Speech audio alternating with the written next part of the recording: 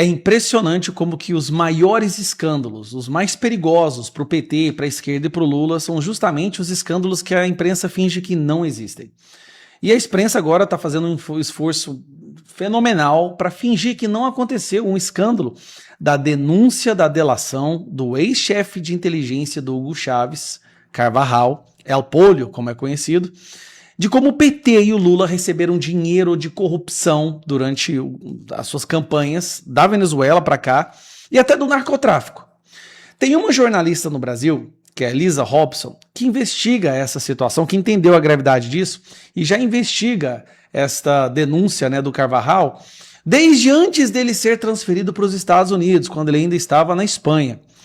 A Elisa Robson é uma jornalista investigativa que foi a primeira a falar sobre isso. Inclusive, num podcast que eu tinha há 3 anos atrás, ela foi lá, participou, falou tudo e a imprensa rotulou como fake news.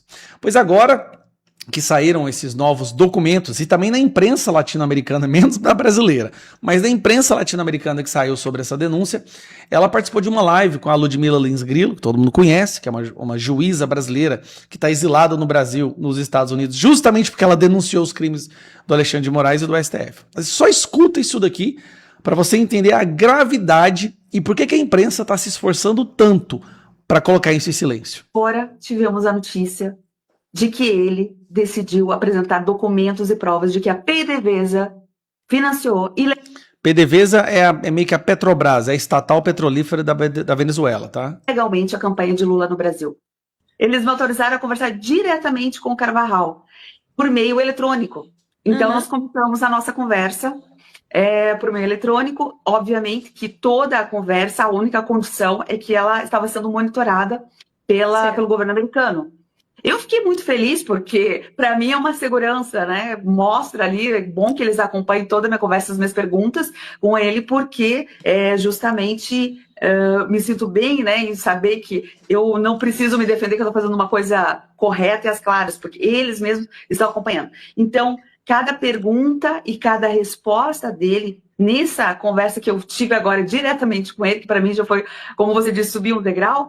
Isso foi muito importante, tanto para mim como jornalista, poder conversar direto com a fonte, sem intermediários, quanto para esse papel de investigação que a gente está fazendo, que é mais interessante ainda. E aí nós começamos a nossa conversa. Primeira boa surpresa que eu tive foi que ele começou a conversa falando que era um prazer voltar a conversar comigo, que ele lembra-se de tudo o que foi naquele episódio lá de Madrid, né, de 2022, e que ele estava muito interessado em colaborar agora com essa minha nova investida, né, para que pudéssemos obter mais informações. Então iniciou de uma forma bastante aberto e bastante interessado. Uma das coisas que me chamou mais a atenção foi que ele estava muito bem informado. Até falei isso lá no canal do Rafael Fontana. Ele estava muito bem informado e ele sabe tudo o que está acontecendo no Brasil, absolutamente tudo.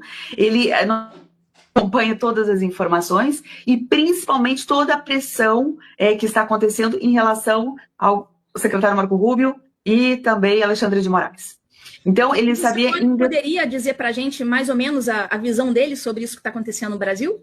Sim, eu perguntei, né, foi aprofundando a conversa e eu queria entender também essa percepção dele, né, o que ele estava achando.